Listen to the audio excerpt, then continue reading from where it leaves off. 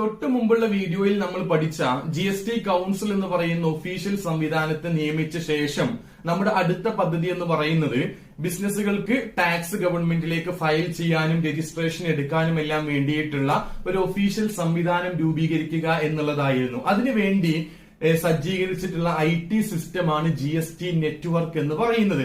നിങ്ങൾ just Google open ആക്കിയിട്ട് www.gst.gov.in എന്ന് എന്റർ ചെയ്ത് സെർച്ച് ചെയ്ത് കഴിഞ്ഞാൽ നിങ്ങൾക്ക് GST പോർട്ടൽ എന്ന് പറയുന്ന ഒരു റിസൾട്ട് വരും. ആ സൈറ്റിനകത്ത് കയറി മാത്രമാണ് നിങ്ങളുടെ ബിസിനസിന് വേണ്ട GST രജിസ്ട്രേഷൻ, പിന്നീടുള്ള ഓരോ മാസത്തെയും ഫയലിംഗ്, അതുപോലെ നമുക്ക് കിട്ടാനുള്ള റീഫണ്ട് ക്ലെയിം ചെയ്യുക പോലെയുള്ള എല്ലാ കാര്യങ്ങളും ഈ ഓൺലൈൻ സംവിധാനത്തിനകത്ത് കയറി മാത്രമേ നമുക്ക് ചെയ്യാൻ വേണ്ടി സാധിക്കുകയുള്ളൂ. നിലവിലുള്ള ഉദ്യോഗസ്ഥരുടെ കൈകടത്തലുകളെല്ലാം ഒഴിവാക്കിയിട്ട് തീർപ്പ് കൽപ്പിക്കൽ സമ്പ്രദായങ്ങൾ വരെ GST നെറ്റ്വർക്കിനകത്ത് കൊണ്ടുവരാനുള്ള ശ്രമം